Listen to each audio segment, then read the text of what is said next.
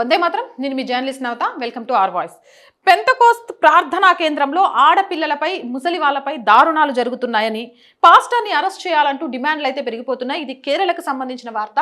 దీనికి సంబంధించి మీరు స్క్రీన్ మీద చాలా క్లియర్ గా చూడొచ్చు. పతనంతిట్టలోని పెంటకోస్టల్ ప్రార్థనా కేంద్రంలో బాలలపై వేధింపుల ఆరోపణలు వస్తున్నాయి. పాస్టర్ బినాను అరెస్ట్ చేయాలని స్థానికులు డిమాండ్ చేస్తున్నారు. ఇక దీనికి సంబంధించిన వార్తలోకి మనం ఒకసారి వెళ్తే ఏదైతే ఒక నడుపుతున్న ఆశ్రమానికి సంబంధించి పిల్లలు వృద్ధులపై వేధింపుల ఆరోపణల నేపథ్యంలో పాస్టర్ బిను వాజక్కుట్టనంను అరెస్ట్ చేయాలని డిమాండ్ చేస్తూ కేరళలోని పతనంతిట్ట జిల్లా ఓమలూరులోని బీజేపీ కార్యకర్తలు స్థానిక నివాసులు నిరసనలు చేపట్టడంతో ఉద్రిక్తతలు నెలకొంది. గీనే అనమాట ఈయన నడుపుతున్న ఏదైతే ఆశ్రమం ఏదైతే ఉందో దాంట్లో అక్కడ ఉండే పిల్లల్ని కానివ్వండి ముసలి వాళ్ళని కానీ హెరాస్ చేస్తున్నాడు, వాళ్ళని హింసిస్తున్నాడు, పాస్టర్ ముసుగులో దారుణాలు చేస్తున్నాడు. ఇలాంటి వాళ్ళు జనజీవన శ్రవంతిలో ఉండడానికి వీల్లేదు, ఇతన్ని అరెస్ట్ చేయాలి అంటూ కూడా వినిపిస్తుంది.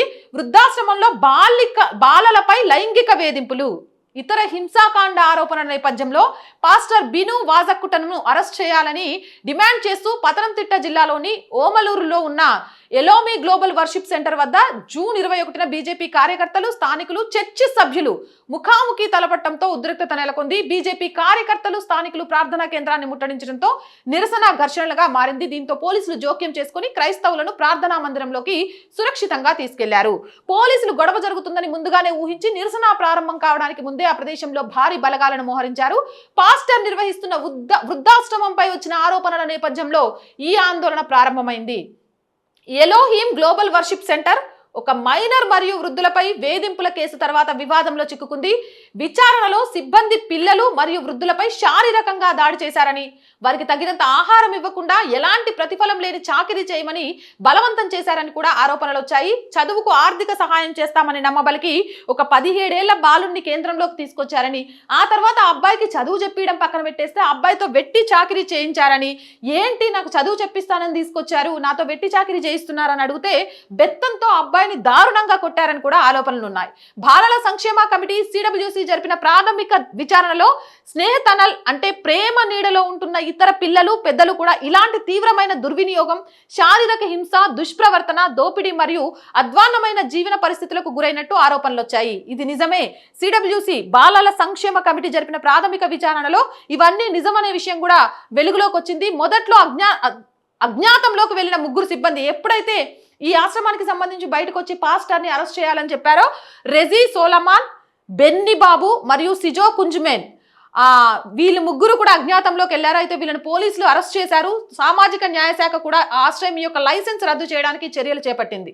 కేంద్ర యాజమాని అయిన పాస్టర్ బిను వాజక్కుట్టం ఆరోపణలను ఖండించారు. ఆయన ఖండన తీవ్రమైన వేధింపుల ఆరోపణతో కలిసి ఒమలూరులో తీవ్రమైన ప్రజా నిరసనలకు దారితీసింది. పాస్టర్ ను వెంటనే అరెస్ట్ చేయాలని డిమాండ్ చేస్తున్నారు.